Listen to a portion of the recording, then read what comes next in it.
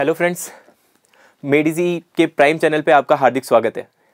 आज हम मेनली जो इंडिया और वर्ल्ड के करंट अफेयर्स हैं, जो भी आज की न्यूज़ में रहे हैं 21 नवंबर 2020 के, उनको डिस्कस करेंगे और देखेंगे कि वहाँ पे क्या क्या पॉइंट्स हमारे एग्ज़ाम पॉइंट ऑफ व्यू से और हमारी बेसिक नॉलेज के अकॉर्डिंग क्या क्या इंपॉर्टेंट है वो सब हम डिस्कस करेंगे। चलो फिर चलते हैं हम आर्टिकल की तरफ। सो फर्स्ट आर्टिकल है सुप्रीम कोर्ट नोटिस ऑन प्ला against election of the minister of Rajya Sabha. तो हाल ही में गुजरात के अंदर एक सीट वैकेंट हुई है। हमारे अमित शाह जी उन्होंने रिज़ाइन किया है वहाँ से, तो उनकी सीट खाली हुई है। तो उसके अगेंस्ट में कांग्रेस के वहाँ के लीडर ने, गुजरात के लीडर ने एक पेटिशन साइन की है कोर्ट में।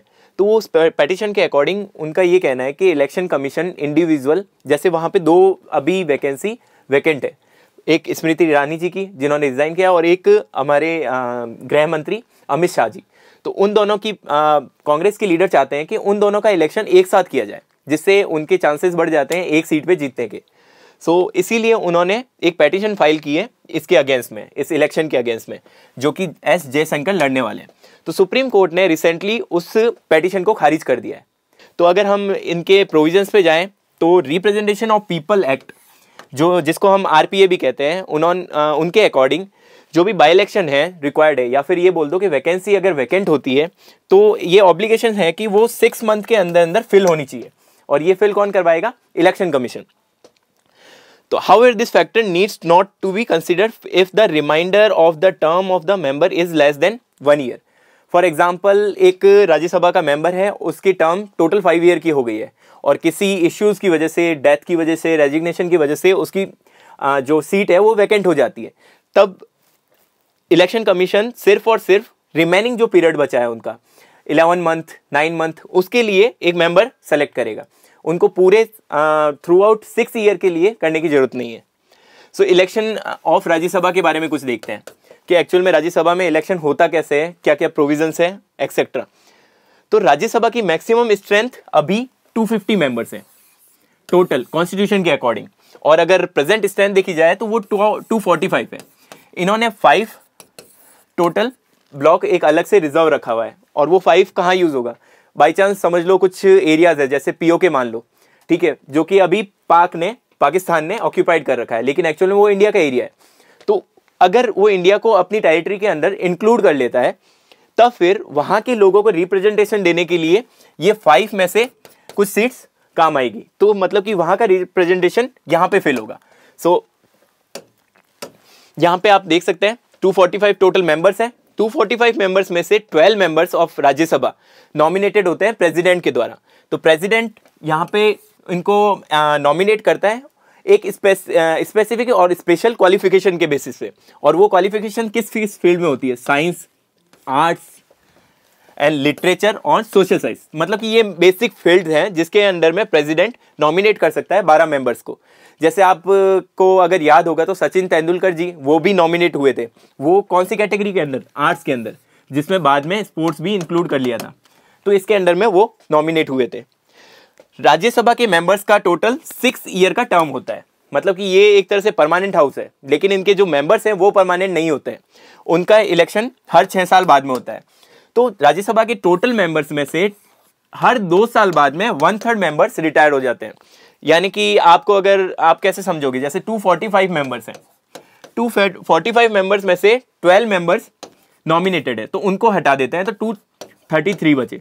तो 233 में से हर 2 साल में 1/3 रिटायर हो रहे हैं। मतलब कि डिवाइड बाय 3 करेंगे तो 77 बचे। 77 मेंबर्स हर 2 साल बाद में फिर से इलेक्ट होते हैं। सो इस इलेक्शन के बाद में अगर कोई भी सीट वैकेंट होती है तो फिर वो इलेक्शन कमीशन बाय इलेक्शन के थ्रू फिल करता है। सो नेक्स्ट क्या है? वैकेंसीज। ये वैकेंसीज कैसे अराइज होती है, ठीक है, कैसे डेवलप होती है? या कोई मेंबर है वो रेजिग्नेशन दे देता है, या फिर डेथ हो जाती है बाई चांस, या कोई सी डिसक्वालिफिकेशन की वजह से, जो कि मेंशन है कॉन्स्टिट्यूशन के अंदर, उसके थ्रू इन तीनों में से कोई भी रीजन देता है, उसकी वजह से वहां की मेंबर्स की सीट वैकेंट हो जाती है। तो उनको फिल करना पड़ता है, और इन इलेक्शन कमीशन को विद इन 6 मंथ उसको फिल करना पड़ता है। तो out of 250 member 238 are the representative of the state and UT. जैसा कि आपको बताया स्टार्टिंग में, ये जो 238 मेंबर्स होते हैं ये अलग अलग एरिया और स्टेट्स को रिप्रेजेंट करते हैं। These 238 are elected indirectly. Friends ये बहुत इंपॉर्टेंट पॉइंट है, ये याद रखना, ये इनडायरेक्टली इलेक्ट होते हैं।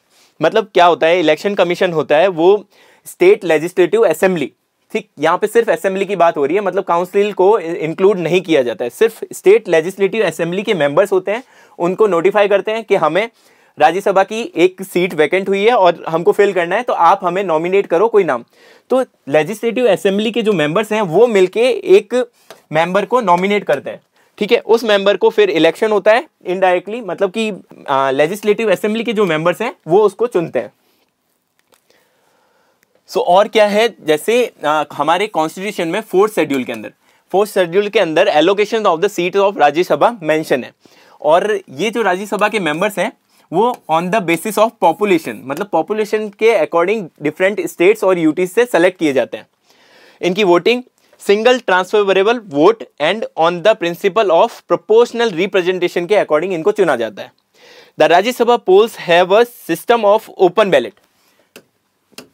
ओपन बैलेट मतलब कि यहाँ पे बैलेट सिस्टम होता है, ईवीएम नहीं। अब भाई हमारे इंडिया में ऑलमोस्ट सारे इलेक्शन ईवीएम के थ्रू होते हैं, लेकिन यहाँ पे राज्यसभा के इलेक्शन ओपन बैलेट के थ्रू होते हैं। तो but it is a limited form of openness, मतलब कि ballot papers open ballot system है। अगर किसी को कुछ इश्यूज होते हैं या फिर उनको लगता है कि नहीं इलेक्शन फेयर नहीं है, तो फिर वो क्या करते हैं ना, अपने फिर से बैलेट चेक करवा सकते हैं, मतलब कि वहां पे स्लिप चेक करवा सकते हैं, क्रॉस चेक कर सकते हैं। लेकिन यहाँ पे एक पॉइंट है कि लिमिटेड फॉर्म ऑफ ओपननेस, मतलब ये भी लिमिटेड है, सारे मेंबर्स की वो चेक नहीं कर सकते, वो कुछ 10 से 15 मेंबर्स का चेक कर लेंगे, अगर उसके अकॉर्डिंग वो सही निकलता है तो वो फेयर में काउंट होता है। सो यहाँ पे एक चीज याद रखना कि कोई भी एग्जाम होता है तो कुछ राज्यसभा से रिगार्डिंग इंपॉर्टेंट फैक्ट्स होते हैं जो आपको याद रखने हैं। जैसे पूछा जाता है राज्यसभा के चेयरमैन कौन है, या फिर इंडिया के वाइस प्रेसिडेंट ऑफ इंडिया कौन है अभी, या फिर लीडर ऑफ द हाउस जिसको स्पीकर भी कहा जाता है वो कौन है, या फिर लीडर ऑफ ओपोजिशन। तो ये कुछ इंपॉर्टेंट फैक्ट्स हैं, वो आप याद रखना या फिर नोट कर लीजिएगा। सो चलते हैं नेक्स्ट आर्टिकल की तरफ।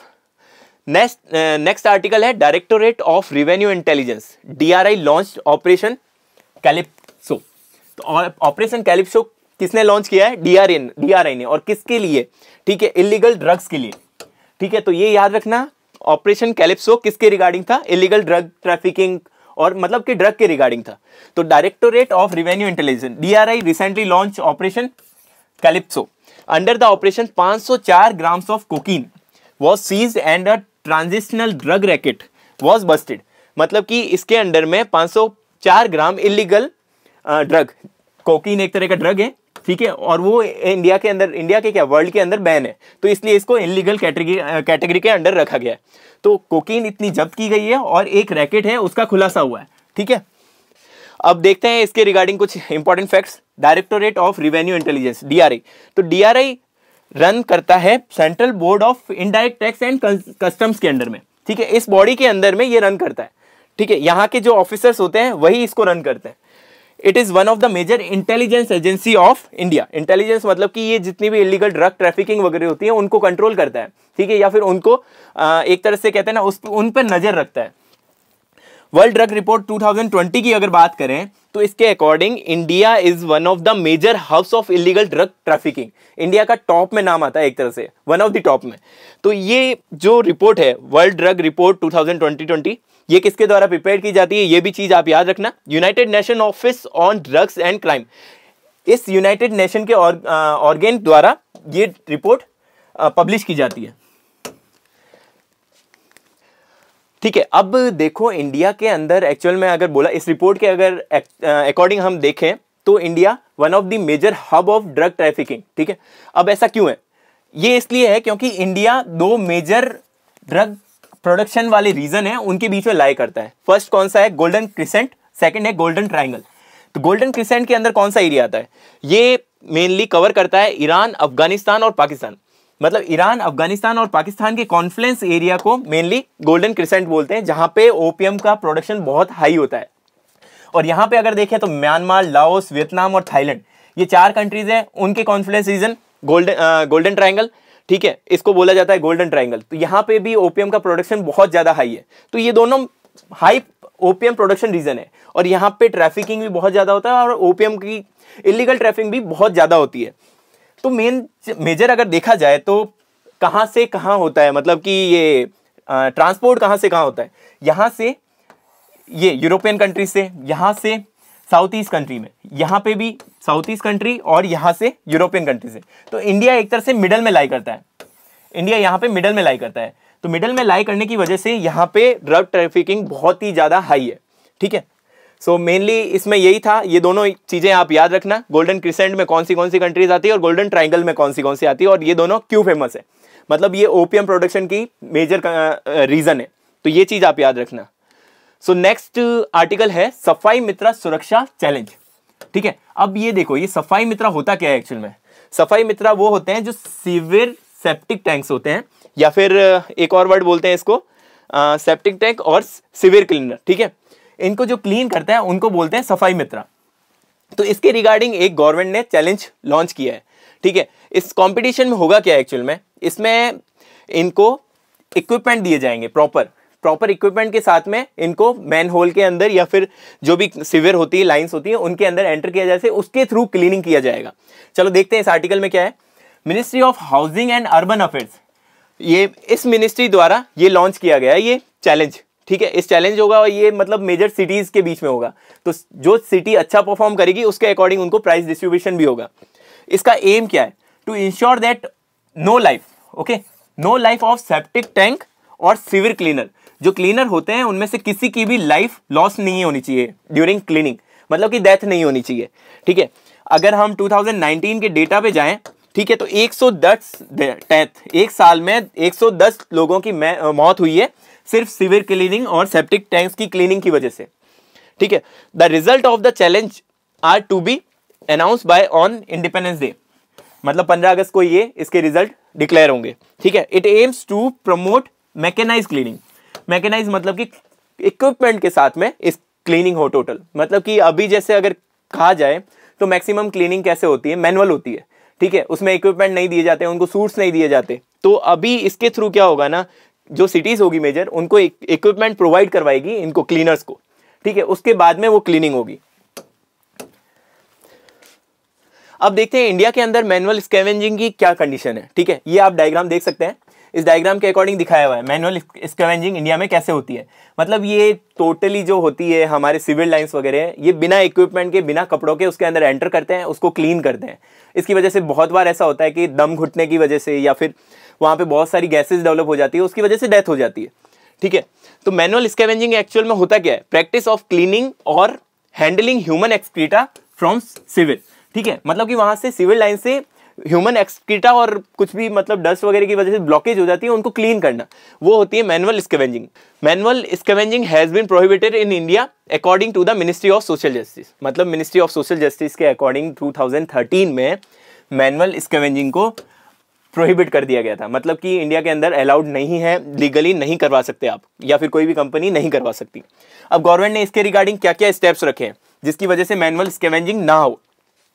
The prohibition of employment and as manual scavengers and rehabilitation act 2013, ठीक है, ये रिस्ट्रिक्ट करता है मैनुअल सीवियर क्लीनिंग की। मतलब कि आप विदाउट इक्विपमेंट अगर क्लीन कर रहे हो तो ये इस एक्ट के थ्रू आप नहीं कर सकते, ठीक है, या फिर कोई कंपनी नहीं करवा सकती।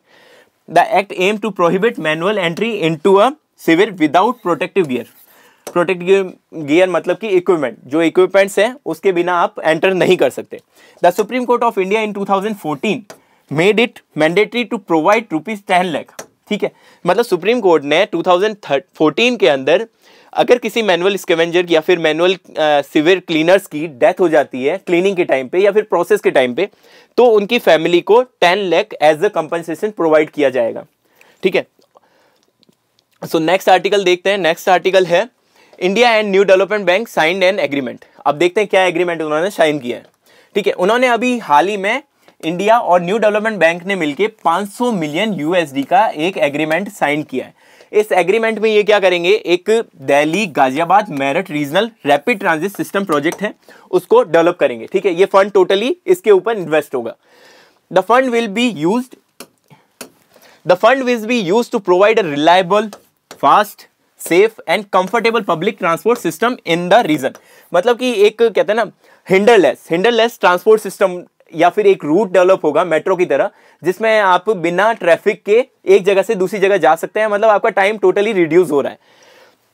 अब बैकग्राउंड की अगर बात की जाए, ठीक है, इसकी रैपिड ट्रांजिट सिस्टम की, तो 2013 के अंदर गवर्नमेंट ने 8 regional rapid transit system corridor, ठीक है, आइडेंटिफाई किए थे, और उनमें से 3 को उन्होंने प्रायोरिटी बेस पे सेलेक्ट किया था। ठीक है, उस टाइम पे प्लानिंग कमीशन ने किया था और अभी वो नीति आयोग है। ठीक है, प्लानिंग कमीशन को क्वेश्चन कर दिया गया है, अभी नीति आयोग बॉडी है। ठीक है, इसके अंदर 3 कौन से दिल्ली टू मेरठ, ठीक है, थ्रू गाजियाबाद, दिल्ली टू अलवर, ठीक है, गुरुग्राम और एसएनबी भी इसमें आता है, और थर्ड है दिल्ली और पानीपत। अब देखते हैं रीजनल रैपिड ट्रांजिट सिस्टम होता क्या है। RRTS is a network of high speed commuter rail lines.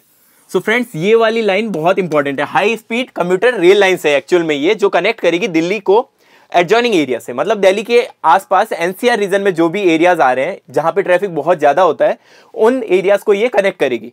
ठीक है, अब high speed commuter rail lines का मतलब क्या हुआ? जैसे आप मेट्रो की बात करें, आपको मेट्रो क्या करती है, विद इन सिटी, जैसे दिल्ली की बात करें, ठीक है, दिल्ली के अंदर विद इन सिटी मेट्रो एक पॉइंट से या एक लोकेशन से दूसरी लोकेशन को कनेक्ट करता है। लेकिन हाई स्पीड या फिर आरआरटीएस, ठीक है, दिल्ली को एडजॉइनिंग एरिया, मतलब कि दूसरी सिटी के अंदर जो भी मेजर उनके सिटीज हैं, जैसे गाजियाबाद कह लो आप, मेरठ हो गया, इनको कनेक्ट करेगी। द ट्रेन विल, हाँ, और इनकी हाई स्पीड इसलिए बोला जाता है क्योंकि इनकी स्पीड 180 किलोमीटर अराउंड होगी, किलोमीटर पर आवर। ठीक है, इस स्पीड से ये रन करेंगे, जो कि मेट्रो के इक्विवेलेंट या मेट्रो से ज्यादा भी है। The train will reduce travel time between 2 cities in different state. Okay, तो मतलब कि इसके थ्रू आप एक ट्रेवल टाइम है वो माना जाता है कि अराउंड हाफ हो जाएगा। It is being implemented by national capital region transport corporation. अब एनसीआरटीसी से क्यों किया जा रहा है? क्योंकि ये मेनली दिल्ली और दिल्ली एनसीआर से, ठीक है, रीजन को कनेक्ट कर रहा है, इसलिए ये टोटल प्रोजेक्ट है वो एनसीआरटीसी द्वारा कंट्रोल किया जा रहा है या इंप्लीमेंट किया जा रहा है। अब देखते हैं इसके एडवांटेजेस क्या क्या है, क्योंकि इतना बड़ा प्रोजेक्ट है, कुछ ना कुछ तो एडवांटेजेस होंगे इसके। एडवांटेजेस इसका, efficient and integrated transport system for balanced urban development, मतलब कि संतुलित अर्बन डेवलपमेंट के लिए एक ट्रांसपोर्टेशन सिस्टम है वो बहुत ही ज्यादा मेंटेन होना चाहिए, तो इसके थ्रू हमें वो चीज प्रोवाइड होगी। और एफिशिएंट इसलिए होगी क्योंकि उसमें कोई हिंडरलेस होगा वो totally. It provide safe, reliable and seamless travel between Delhi and NCR region. मतलब सीमलेस का क्या मतलब हुआ? जैसे मेट्रो की अगर हम बात करें तो मेट्रो में एक पॉइंट से दूसरे पॉइंट पे हमें कभी जाना हो तो वहां पे ट्रैफिक वगैरह ये हिंडर प्रोवाइड नहीं करती उसमें, या फिर वो कोई ट्रैफिक नहीं आता, किसी तरह का ब्लॉकेज नहीं होता है। उनका टाइम फिक्स होता है एक स्टॉप से दूसरे में, और बीच में जो भी स्टॉप्स आते हैं उनका टाइम भी कुछ सेकंड्स होता है, वो भी फिक्स होता है। एज इट इज ये भी हमको सीमलेस ट्रेवल प्रोवाइड करवाएगा। कौन? RRTS system. It would provide solution to the NCR to address issues like congestion और एयर पोल्यूशन। अब ये दोनों मेजर इश्यूज हैं। कंजेशन क्या होता है? कंजेशन मतलब कि ट्रैफिक इतना ज्यादा होता है जिससे कि ट्रैफिक की वजह से बहुत ज्यादा ब्लॉकेज हो जाता है और उस एरिया में कंजेशन हो जाता है, और वो 3-3, 4-4 घंटे तक क्लियर नहीं हो पाता।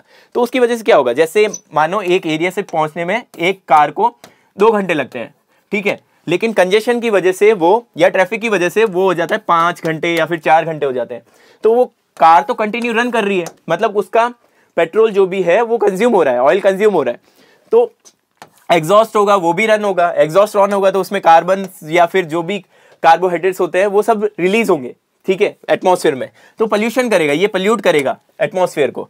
तो इतनी ज्यादा जो होती है प्राइवेट व्हीकल्स, ठीक है, इस एरिया में मेनली कौन ट्रेवल करते हैं? प्राइवेट व्हीकल्स वाले, ठीक है, तो वो कंजेशन भी करते हैं और उसकी वजह से एयर पोल्यूशन भी होता है। तो इस प्रोजेक्ट की वजह से ये दोनों में निजात मिलेगी हमें, या फिर ये दोनों रिड्यूस होंगे, ठीक है। न्यू डेवलपमेंट बैंक की बात करें अब, क्योंकि कुछ फैक्चुअल इंफॉर्मेशन होनी चाहिए। न्यू डेवलपमेंट बैंक के मेंबर, या फिर किसने डेवलप किया है, या फिर कहाँ पे लोकेशन है इसकी, ठीक है, एम क्या है, ये मेनली एग्जाम में पूछ लिया जाता है, छोटे मोटे एग्जाम में। The new development bank is usually referred as the BRICS bank. अब ब्रिक्स बैंक इसको क्यों बोलते हैं? क्योंकि ब्रिक्स की जो मेंबर कंट्रीज हैं उन्होंने इसको डेवलप किया है और ये ब्रिक्स के अंडर में आता है। सेकंड, इसका हेडक्वार्टर कौन सा है? Shanghai, China. इसका हेडक्वार्टर संघाई चाइना में लोकेटेड है, ठीक है। The proposal to establish the new development bank was made by India, ठीक है। इनकी ब्रिक्स की 4th समिट हुई थी, 4th कहाँ हुई थी, न्यू दिल्ली में 2012 में। उसके अंदर इसका प्रपोजल रखा गया था इंडिया के द्वारा, तब ये डेवलप हुआ था। इसके मेजर जो भी इनका स्टॉक्स हैं, जो भी इनका रिवेन्यू का कलेक्शन होता है, ठीक है, उसमें सबका शेयर इक्वल होता है। अभी हाईएस्ट चाइना का है। चलो चलते हैं हम नेक्स्ट आर्टिकल की तरह। नेक्स्ट आर्टिकल है मेघालय इंटीग्रेटेड ट्रांसपोर्ट प्रोजेक्ट। अब देखते हैं क्या है एक्चुअल में ये। अब ये ट्रांसपोर्ट प्रोजेक्ट है मेनली, तो ये क्यों है, ठीक है। मेघालय पे अगर हम नजर डालें तो मेघालय कहाँ पे, नॉर्थ ईस्ट में आता है, और नॉर्थ ईस्ट का वो वाला एरिया जहाँ पे रेन बहुत ज़्यादा होती है, मतलब हैवी रेन वाला रीजन है। तो यहाँ पे रेन ज़्यादा होने की वजह से हर साल इनकी सड़कें बनती है और वॉश आउट हो जाती है, ठीक है। सड़कें बनती है और टूट जाती है पानी की वजह से, क्योंकि कंटिन्यू पानी बहता रहता है और हिली एरिया में है, तो पानी का फ्लो भी बहुत ज़्यादा होता है और स्पीड भी बहुत ज़्यादा होती है। तो उस चीज़ से निजात पाने के लिए, क्योंकि क्या होता है ना कि अगर वॉश आउट हो गई तो ट्रैफिक हो गया या फिर वहाँ पे कम्यूटेशन हो गया, ट्रेड हो गया, वो सब कुछ रुक जाता है। तो उससे निजात पाने के लिए ये एक प्रोजेक्ट लेके आए हैं, मेघालय इंटीग्रेटेड ट्रांसपोर्ट प्रोजेक्ट। तो उसमें इंडिया और वर्ल्ड बैंक ने एक MOU साइन किया है। उसके अंडर में वर्ल्ड बैंक इंडिया को 120 मिलियन USD पैसे फंड करेगा, ठीक है। तो उसके थ्रू ये प्रोजेक्ट डेवलप होगा। और क्यों, to modernise the transport sector in the Meghalaya integrated transport project. अब ये है क्या, the Meghalaya integrated transport project aims to improve 300 kilometre of strategic road. Strategic मतलब कि जो इंपॉर्टेंट रोड्स है 300 किलोमीटर उनको डेवलप किया जाएगा, सारी नहीं, ठीक है, जो कि ट्रेड के लिए बहुत ज़्यादा इंपॉर्टेंट है, या एक सिटी को या फिर एक स्टेट को दूसरे स्टेट से कनेक्ट करने के लिए बहुत ज़्यादा इंपॉर्टेंट रोड्स होती है या रूट्स होते हैं, उनको इसमें डेवलप किया जाएगा। और वो रोड्स कैसी होंगी, क्लाइमेट रेजिलिएंट होगी। क्लाइमेट रेजिलिएंट मतलब कि जैसे वहाँ पे बहुत ज़्यादा बारिश आती है तो बारिश के अंदर सस्टेन कर जाए, ऐसी ये रोड्स होंगी सारी की सारी। Next point, the project will help the Meghalaya to emerge as the major connecting hub of trade with border countries, ठीक है, सच एज नेपाल, भूटान, बांग्लादेश। अब आपको पता ही है ये यहाँ पे बांग्लादेश है, यहाँ चिकन नेक आता है, ये नेपाल, भूटान एंड बांग्लादेश। तो इन तीनों से ट्रेड इनका स्टार्ट हो जाएगा अगर इनका रोडवेज या इनका हाईवेज बहुत ज़्यादा अच्छा होगा, क्योंकि एक सीमलेस वो होना चाहिए, ट्रांसपोर्ट सिस्टम होना चाहिए अच्छे ट्रेड के लिए या फिर कंटिन्यू ट्रेड के लिए। अब देखते हैं कुछ फैक्चुअल इंफॉर्मेशन पे नजर डालते हैं मेघालय के रिगार्डिंग, जो कि एग्जाम पॉइंट ऑफ व्यू भी बहुत ज़्यादा इंपॉर्टेंट है। अब देखो ये मैप में दिखा रखा है मेघालय, ये वाला एरिया मेनली मेघालय है। मेघालय मेनली 3 हिल के कॉम्बिनेशन से बना है। फर्स्ट गारो, सेकंड खासी, थर्ड जैंतिया, ठीक है। इन तीनों के कॉम्बिनेशन से मेघालय बना है। तो मेघालय में कौन से 3 इंपॉर्टेंट हिल आते हैं, खासी, जैंतिया और गारो। इनका सीक्वेंस याद रखना, लेकिन वेस्ट टू ईस्ट कौन सी हिल होती है, वेस्ट से अगर हम चाहें गारो, खासी एंड जैंतिया, तो फर्स्ट, सेकंड, थर्ड कौन सी है, सीक्वेंस आपको याद होनी चाहिए। इनकी कैपिटल कौन सी है, शिलोंग। तो इनकी कैपिटल खासी हिल में लोकेटेड है। खासी हिल मतलब इस मिडल पार्ट में लोकेटेड है इनकी कैपिटल। अब आपको ये तो पता ही होगा, मौसिनराम और चेरापूंजी वर्ल्ड के हाईएस्ट रेनी एरियाज हैं। यहाँ पे बहुत ज़्यादा रेन होती है और ये वेटेस्ट प्लेस ऑफ वर्ल्ड है। वर्ल्ड की बात कर रहा हूँ मैं यहाँ पे, इंडिया की नहीं, ठीक है। और ये कहाँ पे लोकेटेड है, ये मेघालय में लोकेटेड है, उनके ईस्टर्न पार्ट में। नौकरेक पीक यहाँ की मेघालय की हाईएस्ट पीक है, नौकरेक पीक, जो कि कहाँ लोकेटेड है, गारो हिल्स इस वाले एरिया में ये लोकेटेड है। अब ये सारे इंपॉर्टेंट फैक्ट्स हैं, आप याद रखना या फिर नोट कर लीजिएगा। अब आती है बात लिविंग रूट ब्रिज की। ये अक्सर हम न्यूज़ में सुनते हैं, लिविंग रूट ब्रिज एग्जाम में भी पूछा जाता है, बहुत ही हॉट टॉपिक है, ठीक है, अक्सर ये एग्जाम में मिलता है। तो लिविंग रूट ब्रिज है क्या एक्चुअल में, ये रबड़ के ट्री हैं, उनकी रूट्स हैं, उनको कनेक्ट करके एक ब्रिज बनाए गए। छोटे छोटे ब्रिज होते हैं, आप मान लो कि 10 मीटर्स के, 5 मीटर के इतने ब्रिज होते हैं, उनको इनके रबर ट्रीज को कि ब्रिज रूट्स को कनेक्ट करके बनाया गया। और लिविंग किस लिए, क्योंकि वो रूट्स हैं, वो मतलब काट के नहीं, वो कनेक्टेड है। मतलब कि आप ये मान लो कि जमीन से निकली हुई बाहर, ठीक है, सॉइल से बाहर निकली हुई रूट्स हैं, उनकी रूट्स बहुत लंबी होती है रबड़ ट्रीज की, तो उनको कनेक्ट करके इन्होंने ये बना रखा है। अब नेशनल पार्क की बात करें तो मेनली मेघालय में 2 नेशनल पार्क हैं, first Balpakram, second Nokrek ridge national park, ठीक है। ये दोनों याद रखना, क्योंकि नेशनल पार्क भी कभी कभी पूछ लिया जाता है। Wildlife sanctuary Baghmara Baghmara pitcher plant wildlife sanctuary, second Nongkhyllem wildlife sanctuary, third Siju wildlife sanctuary, fourth Narpuh wildlife sanctuary. तो ये 4 वाइल्ड लाइफ सेंचुरी है मेघालय में। अब एक आपने लास्ट ईयर 2019 में न्यूज़ सुनी होगी, शायद सुनी होगी आपने, क्योंकि ये बहुत ही हाईलाइट रही थी और मतलब बहुत दिन तक न्यूज़ में रही थी। कैरमपुरी एक वर्ल्ड की लॉन्गेस्ट सैंडस्टोन केव है जो कि 25 किलोमीटर की है। 25 किलोमीटर आप सोच सकते हैं कितनी लंबी है, और सैंडस्टोन केव्स हैं, ठीक है। ये यहाँ पे इसका मतलब डिस्कवरी हुई है, पहले थी लेकिन पहले बहुत छोटी थी, तो किसी को पता नहीं था कि इसकी रीच कहाँ तक है। 2019 में इसकी रीच पता चली है एक्चुअल में। तो ये वर्ल्ड की लॉन्गेस्ट सैंडस्टोन केव होगी। अगर टोटल की बात करें तो सबसे लंबी है ये वाली क्रेम लियात प्रा उमीम लबीर सिस्टम। थोड़ा सा आइडिया रखना, इतना लंबा नाम याद नहीं होता है, ठीक है। ये लाइमस्टोन केव है। तो एक तरह से देखा जाए ना, ओवरऑल अगर देखा जाए तो ये सबसे लॉन्गेस्ट केव है। ये 31 मीटर की है, किलोमीटर, और ये वाली है 25 किलोमीटर। तो ये लॉन्गेस्ट हो गई, ये सेकंड लॉन्गेस्ट हो गई। अब नेक्स्ट आर्टिकल आते हैं जो कि बहुत इंपॉर्टेंट है, विंड सोलर हाइब्रिड पार्क, ठीक है। अब wind solar hybrid park actual में है क्या, आपको डायग्राम में दिख रहा होगा। इसमें एक सन दिखा रखा है आपको, ठीक है। तो सन के थ्रू जो इलेक्ट्रिसिटी हम प्रोड्यूस करते हैं, ठीक है, उसको बोलते हैं हम सोलर इलेक्ट्रिसिटी, और विंड के थ्रू करते हैं उसको विंड इलेक्ट्रिसिटी। अब सोलर की अगर हम बात की जाए तो पीक टाइम कब होता है, ठीक है, 11 AM के बाद में। हमें मतलब बहुत ज़्यादा गर्मी कब लगने लगती है, 11, सन जब टॉप पे आता है, ठीक है। 11 AM से 6 या 5 कह दो, 5 PM तक जो हमारा सन होता है वो पीक होता है। पीक होता है मतलब टॉप पे होता है, उसकी वजह से गर्मी बहुत ज़्यादा होती है और हमें बहुत ज़्यादा सोलर एनर्जी मिलती है। तो हमारा जो इलेक्ट्रिसिटी प्रोडक्शन है सोलर एनर्जी के थ्रू, वो मैक्सिमम इस टाइम पे होता है। तो ये कितने हैं, 7, मैक्सिमम कितने आवर हो सकते हैं, 8 आवर होता है। तो 7 to 8 आवर में मैक्सिमम हमको इलेक्ट्रिसिटी प्रोड्यूस होती है सोलर के थ्रू, ठीक है। तो बाकी टाइम में क्या होता है, बाकी टाइम में ये आइडियल हो जाते हैं, मतलब उस टाइम में कोई एनर्जी प्रोड्यूस नहीं हो पाएगी क्योंकि सोलर रेज ही नहीं होती है। तो इसको मतलब कहते हैं ना, ये इंटरप्ट, हमारी जो इलेक्ट्रिसिटी है उस समय इंटरप्ट हो जाती है क्योंकि जनरेटर कुछ डेवलप ही नहीं करेगा। तो उस इंटरप्शन को रोकने के लिए इन्होंने अभी नया कॉन्सेप्ट डेवलप किया है, विंड सोलर हाइब्रिड, ठीक है। हाइब्रिड मतलब इन दोनों के मिक्सचर से, क्योंकि विंड तो 24 आवर चलती है, तो इनकी जो इलेक्ट्रिसिटी प्रोडक्शन है वो कंटिन्यू चलता है विंड के थ्रू। तो विंड के थ्रू और इनके दोनों के मिक्सचर से एक हाइब्रिड सिस्टम डेवलप किया है, ठीक है। उससे इलेक्ट्रिसिटी डेवलप करते हैं और वो हिंडरलेस होती है और अनइंटरप्टेड होती है, 24 आवर चलती है। सो चलो देखते हैं इस आर्टिकल में क्या है। Ministry of new and renewable energy has proposed the new scheme to develop wind solar hybrid park. मतलब विंड सोलर हाइब्रिड पार्क को डेवलप करने के लिए ministry of new and renewable energy ने एक स्कीम प्रपोज की है। अब उस स्कीम में क्या है, it aims to address the key issues faced bye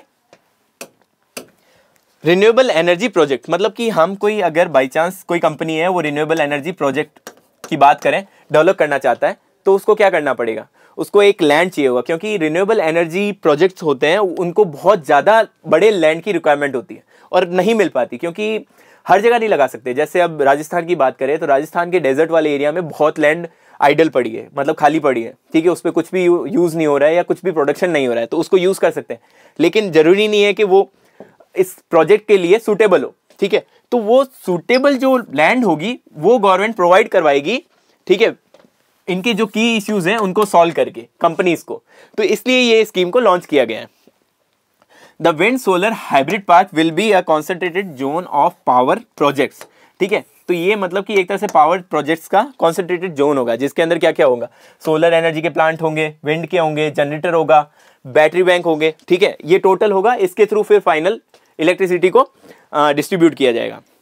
it will provide an area with the required infrastructure. मतलब ये स्कीम के थ्रू कंपनीज को एक एरिया प्रोवाइड किया जाएगा, जैसा कि मैंने इसमें आर्टिकल में आपको पहले बताया, ये एरिया को इश्यू लेस करके कंपनीज को प्रोवाइड करवाती है। The sites to develop the wind solar hybrid parks are to be selected by national institute of wind energy. देखो यहाँ पे सोलर और विंड दोनों है, लेकिन यहाँ पे सिर्फ national institute of wind energy ये जो इसकी साइट्स होगी उनको डेवलप करेगी, ठीक है। और ये जो इंस्टीट्यूशन है, ठीक है, ऑर्गेन है, ये ministry of new and renewable के अंडर में आता है। ये भी इंपॉर्टेंट फैक्ट है, आप याद रखिएगा। So next, the capacity of each park, जो भी हाइब्रिड पार्क है उनकी कैपेसिटी कितनी होनी चाहिए, 500 मेगावाट एंड मोर, तो आप मतलब अंदाज़ा लगा सकते हैं कि ये कितने बड़े पार्क होंगे, क्योंकि एक छोटा सा पार्क है 2-3 मेगावाट का पार्क, वो हेक्टेयर्स में लेता है, 1-2 हेक्टेयर्स में उसका एरिया होता है। In case of lower capacity parks, मतलब कि अगर आपको बड़े प्रोजेक्ट लगाने हैं तो 500 मेगावाट एंड मोर। अगर आपको लोअर कैपेसिटी पार्क्स लगाने हैं तो आपको मिनिमम 50 मेगावाट के पार्क इंस्टॉल करने पड़ेंगे, इससे कम आप नहीं जा सकते। ठीक है, the scheme will help the discoms. Discom कौन होता है? ठीक है, इलेक्ट्रिसिटी डिस्ट्रीब्यूशन कंपनीज, उसको डिस्कॉम बोला जाता है। To fulfil their non solar renewable purchase obligations, मतलब कि नॉन सोलर आरपीओ के जो भी ऑब्लिगेशंस हैं उनको भी फुलफिल करेंगे ये स्कीम्स। तो चलो देखते हैं रिन्यूएबल परचेज ऑब्लिगेशंस क्या होता है, आरपीओ क्या होती है। RPO mandates that all electricity distribution licences, ठीक है, शुड परचेज और produce a minimum specified quantity, मतलब मिनिमम जो कि गवर्नमेंट डिसाइड करेगी, of their requirement for renewable energy sources. Okay, मतलब उनको परचेज करनी पड़ेगी एनर्जी जो कि रिन्यूएबल एनर्जी सोर्सेज से प्रोड्यूस हुई है। They are categorise as solar RPO and non solar RPO, मतलब ये दो टाइप के होते हैं। आरपीओ मेनली दो टाइप के होते हैं, फर्स्ट सोलर आरपीओ जो कि सोलर एनर्जी के थ्रू डेवलप हुए हैं, और सेकंड नॉन सोलर आरपीओ, मतलब other than scholars but renewable, जैसे कि विंड एनर्जी हो गया, ठीक है, टाइडल एनर्जी हो गया, ये सारे के सारे आएंगे आपके नॉन सोलर में। तो ये गवर्नमेंट ने क्या क्या टारगेट फिक्स किया है, क्योंकि ऐसा तो हो नहीं सकता कि कुछ बिना टारगेट्स के कोई चाहेगा तो कोई कंपनी चाहेगी वो नहीं परचेज करेगी। तो गवर्नमेंट ने एक ऑब्लिगेशंस कर दिया है, एक तरह से ये बोल सकते हैं फाइनेंशियल ईयर 2020 में। उसके अंदर क्या है, सोलर आरपीओज हैं उसमें आपको 10.5% परचेज करना पड़ेगा, और ये ऑब्लिगेशंस है। नॉन सोलर में 10.5, ठीक है, तो टोटल कितना हो गया 21%, राइट। तो गवर्नमेंट के अकॉर्डिंग डिस्कॉम्स को 21% टोटल आरपीओज में से परचेज करना पड़ेगा।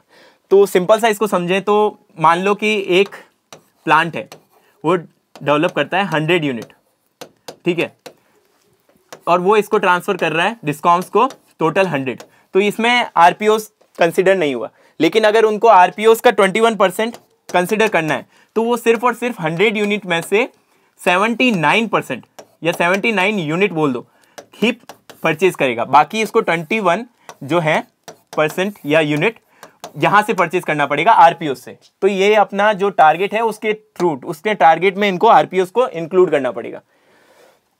इसके थ्रू जो रिन्यूएबल सोर्सेज हैं उनका डिस्ट्रीब्यूशन भी हो पाएगा और कंपनी को बूस्ट मिलेगा। सो आज के आर्टिकल्स यहीं खत्म होते हैं। ये कुछ इंपॉर्टेंट आर्टिकल्स थे, हमने डिस्कस किए हैं। होपफुली आप फॉलो कीजिए और टोटली कंटिन्यू रखिए और नोट्स जरूर बनाइएगा, क्योंकि ये सब एग्जाम में आते हैं और हम वही आर्टिकल कंसिडर करेंगे जो कि आपके लिए एग्जाम स्पेसिफिक हो और बहुत ज़्यादा इंपॉर्टेंट हो। Thank you so much.